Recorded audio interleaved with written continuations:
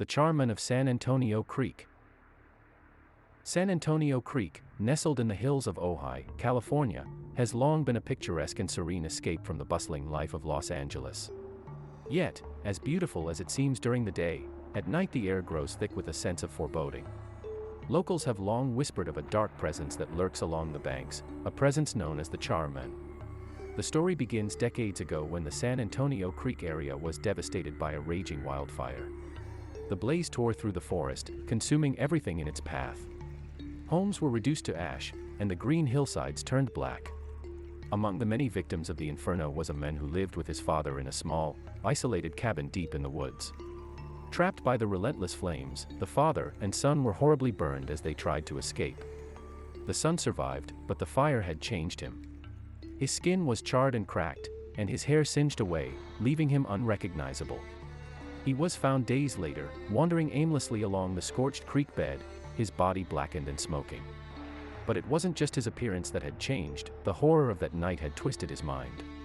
He became something less than human and something more. When rescuers approached, he turned on them, attacking with a primal fury that sent them fleeing in terror. It was said that he had killed his own father during the blaze, driven mad by pain and the instinct to survive. He disappeared into the charred forest, becoming a ghostly figure spoken of in hushed tones. They called him the Char Man. The legend warns against walking the trails near San Antonio Creek at night, for the Char Man prowls the area, seeking to exact his fury on anyone who ventures too close.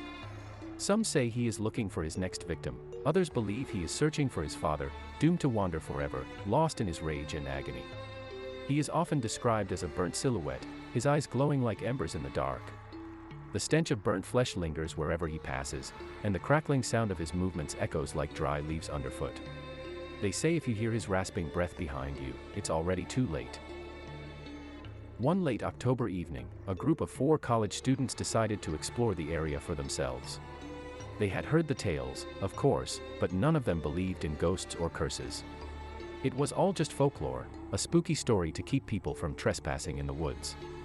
Armed with flashlights and the bravado that only comes from disbelief, they set out along the creek bed. The night was moonless, and the deeper they ventured, the quieter the forest became. Even the crickets and frogs seemed to be holding their breath. As they walked, one of them, Emily, noticed a faint smell, a foul, acrid odor, like burnt rubber. The others laughed it off, accusing her of trying to scare them. But the smell grew stronger, filling the air with a putrid heaviness. Then they heard it, a low, crackling sound, like the snapping of twigs or bones. They swung their flashlights wildly, scanning the tree line. There, at the edge of the light, stood a hunched figure.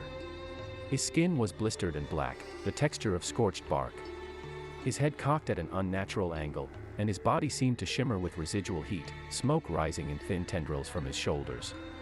When the light hit his face, his eyes blazed like twin embers, searing into their minds. They froze, too terrified to scream. The Char Man watched them for a moment, his ragged breath echoing through the hollow night. Then, with a speed they hadn't expected, he lunged forward. They scattered, adrenaline coursing through their veins as they sprinted back toward the trail. But the forest seemed to close in around them. Trees that hadn't been there before now loomed in their path, and the underbrush seemed to claw at their legs, tripping them, slowing them down. One by one, they fell behind. The first was Emily. She stumbled, and before she could scramble back up, he was on her. Her scream was cut short as his charred hands wrapped around her neck, his fingers scorching her skin as they tightened. The last thing she saw was his face, twisted and raw, oozing pain and hatred. The others heard her scream but didn't dare look back. They ran blindly, pushing through the brush until they reached the creek bed. Jason, the tallest of the group, glanced over his shoulder just in time to see the Char Man standing over Emily's body. Then, with a crackling snarl, he turned his gaze toward him. Jason's breath caught in his throat as he felt the Char Man's eyes burn into his own, as if branding him. He didn't stop until he and the remaining 2 burst through the tree line and onto the old fire road. They didn't speak. They just kept running. By the time they reached the safety of the main road, the forest was silent once more. Jason and his 2 remaining friends stood there, panting and wild-eyed, staring back into the blackness of the trees. There was no sign of the Char Man. No sign of Emily. When the police arrived later that night, they found nothing but a few charred patches of ground and the faint scent of smoke lingering in the air. Emily was never found. Jason never spoke of that night again, but he didn't need to. His hair turned white within weeks, and his once sharp mind dulled with fear. He moved far from Ojai, refusing to ever set foot in the woods again. But sometimes, late at night, when the wind shifts just right, he catches a whiff of something foul, something burnt and rotting.